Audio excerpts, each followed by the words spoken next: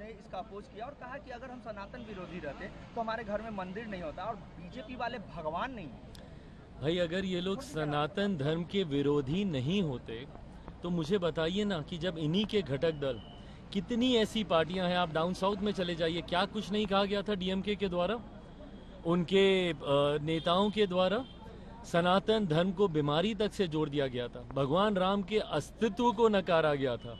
ये वही घटक दल हैं जिनके नेता अगर पहुंच गए थे अयोध्या तो उनको जवाब तलब किया गया था, उनको पार्टी से निकाल दिया गया था। तमाम बातें आज प्रधानमंत्री जी ने मंच पे बोली, तो क्या गलत बोला इन लोगों ने? जब सनातन को कोई गाली देता है आप खामोश रहते हैं, तो क्या ये मौन समर्थन नहीं है आपका?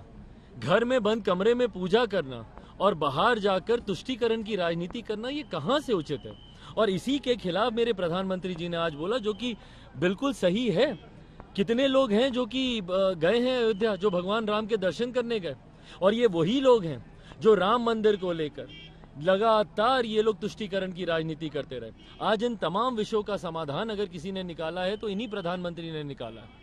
तेजस्वी यादव ने यह भी कहा है कि प्रधानमंत्री सिर्फ झूठ बोलते हैं और पिछले 10 वर्षों में उन्होंने बिहार को कुछ नहीं दिया। अगर इतना ही है तो विशेष राज्य का दर्जा क्यों नहीं? तो जिनके साथ ये सहयोगी हैं, Congress lead government for the longest time, आजादी के बाद यही लोग सत्ता में रहे, दशकों तक इनकी सरकार रही, पूर्ण बहुमत की सरकारें रही, मिलीजुली सरकारें रही। इन लोगों ने क्या कर लिया? आज जब मेरे प्रधानमंत्री बोलते हैं कि दुनिया में डंका बजता है, गलत है क्या? झुटलाएं इस बात को, बता दीजिए। यूरोप जाते हैं, ऑस्ट्रेलिया जाते हैं, न्यूजीलैंड जाते हैं, अमेरिका जाते हैं, देश का डंका बजता है कि नहीं? मुझे बता दें, क्या ये बात गलत है? ये सब स्टैट्स हैं, ये सब डेटाज हैं, रिसर्च के आधार पर कही गई बातें हैं। इसको नकार के बताएं ना। आज से पहले दहाई के आंकड़े में कौन से पायदान पर हमारे देश की अर्थव्यवस्था थी, किसी को पता था? किसी को चिंता थी? आज 5वें नंबर पर देश की अर्थव्यवस्था आई है। और देश की जब अर्थव्यवस्था बढ़ती है भाई, राज्य का राजस्व बढ़ता है, उस क्षेत्र का आर्थिक विकास होता है, प्रति व्यक्ति आय में इजाफा होता है। आने वाले 5 महीनों में इसको तीसरे नंबर पर लेकर जाने का लक्ष्य है। मुझे बताइए, विपक्ष के कौन से नेता, कौन से दल ने इन लक्ष्य को रखा? आजादी के बाद गरीबी हटाने का नारा तो दिया गया, कितनी गरीबी हटा पाए? आज कितने करोड़ लोगों को गरीबी की रेखा से बाहर निकाला गया?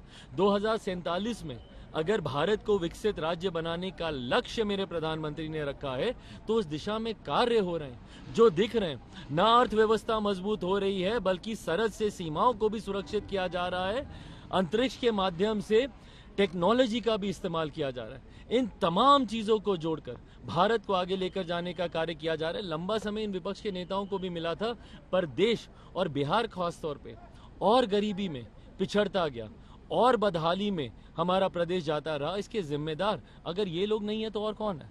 उन्होंने तेजस्वी यादव ने करप्शन की बात की और उन्होंने ये भी कहा कि बीजेपी में, एनडीए में जो भी लोग जाते हैं वो करप्शन से क्लीन चिट हो जाते हैं और सिर्फ विपक्ष पर ही जांच एजेंसियों का कार्रवाई होती है। भाई जब ये लोग, मैं यही बोलता हूँ कि मोदी का विरोध करते करते भगवान राम का विरोध करने लगते हैं, मोदी का विरोध करते करते संवैधानिक संस्थाओं का विरोध करने लगते हैं, मोदी का विरोध करते करते लोकतंत्र के चौथे लोकतंत्र का एक मजबूत स्तंभ जुडिशरी का ये लोग विरोध करने लगते हैं। कहां तक सही है ये? अगर आप संवैधानिक संस्थाओं पर अगर आप विश्वास नहीं रखेंगे, देश के जुडिशियल सिस्टम में अगर आप विश्वास नहीं रखेंगे, मतलब इनके ऊपर कार्रवाई हो तो गलत। अगर आपने कुछ अपराध नहीं किया तो डरते क्यों हैं? क्या देश की कानून व्यवस्था पर इन लोगों को विश्वास नहीं है? क्या देश के जुडिशियल सिस्टम पर इन लोगों को विश्वास नहीं है? ईडी सीबीआई को तो आप लोग नकारते आए ही हैं अभी तक। पर यह बात भी याद रखने की जरूरत है कि सबसे पहले अगर किसी ने, और वो भी उसी संस्थान से जुड़े हुए एक बड़े अधिकारी ने, अगर किसी ने सीबीआई को केंद्र सरकार का तोता कहा था तो वो यूपीए की सरकार में ही कहा गया था, जिसका प्रतिनिधित्व, जिसको लीड कांग्रेस कर रही थी। तो जवाब दें ये लोग अगर इन संस्थाओं पे इनको विश्वास नहीं है। परिवारवाद को लेकर भी बार बार सवाल उठ रहे हैं और आपके जीजा को लेकर भी सवाल उठ रहे हैं कि वो मेहमान हैं, प्रधानमंत्री क्यों नहीं परिवारवाद पे? भाई परिवारवाद की परिभाषा मैं चाहता हूं विपक्ष के तमाम नेता सुन ले। मेरे प्रधानमंत्री जी ने उस दिन सदन में, लोकसभा के अंदर, इस बात को बहुत कैटेगोरिकली उन्होंने क्लैरिफाई किया था कि क्या है परिवारवाद। और मैं भी मानता हूं बड़े व्यक्तित्व का सुपुत्र या सुपुत्री होना आपका सौभाग्य हो सकता है, आपकी काबिलियत नहीं। सौभाग्य आपको मौका देता है, बट काबिलियत ही आपको विजय रथ पर सवार कर कर अपनी मंजिल तक लेकर जाएगी। इन्हीं के परिवार के, राजद के ही कितने परिवार के लोग ऐसे हैं जो चुनाव लड़े पर जीत नहीं पाए। क्यों? क्योंकि जनता ने उनको नकार दिया। ऐसे में जो मेहनत करेगा, संघर्ष करेगा, इतिहास गवाह है भैया, कितने बड़े बड़े राष्ट्रपति, प्रधानमंत्रियों के बच्चे हैं जिनको दुनिया नहीं जानती, देश नहीं जानता, कोई नहीं जानता। क्यों? क्योंकि वो मेहनत नहीं कर पाए, अपना मुकाम नहीं बना पाए। पर अगर कोई अपनी क्षमता से, अपनी मेहनत से आगे आता है, and eventually everything boils down to your capabilities, your potential. आप पब्लिक डोमेन में है, जनता आपका भविष्य निर्धारित करेगी ना। अगर परिवारवाद से आने के बाद भी आपने मेहनत की होगी तो जनता आपको स्वीकार करेगी, पर सिर्फ सरनेम के नाम से आप आगे बढ़ना चाहेंगे तो जनता आपको नकारेगी ही नकारेगी। सीएम ने कहा कि 4000 एमपी देंगे, इस बयान को कैसे देख रहे हैं? क्या चीज? सीएम ने आज अपने संबोधन के दौरान कहा कि 400 नहीं 4000 एमपी देंगे, 543 लोकसभा सीट है। भाई कोई बात नहीं, या तो स्लिप ऑफ टंग भी होता है कई बार, बट ठीक है।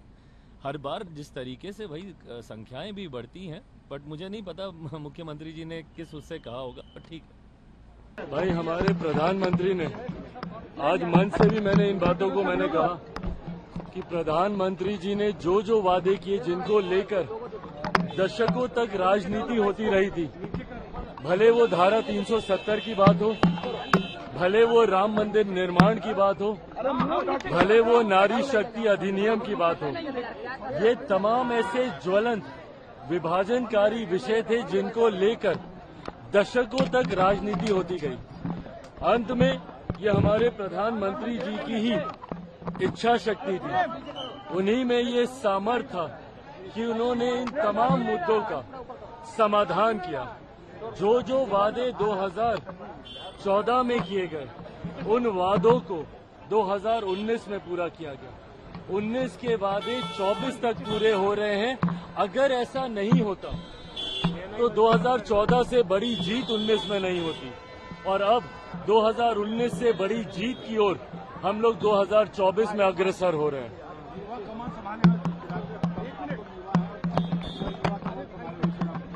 भाई हमारे प्रधानमंत्री जी ने खुद ही कहा है, ये तमाम बातें आज हमने मन से कही हैं। मेरे प्रधानमंत्री ने जात पात धर्म मजहब से उठकर युवाओं की जमात को उन्होंने रिकॉग्नाइज करने का काम किया, महिलाओं को रिकॉग्नाइज करने का काम किया, किसानों को रिकॉग्नाइज करने का काम किया, गरीबी को अपने में एक जाति उन्होंने मानने का काम किया।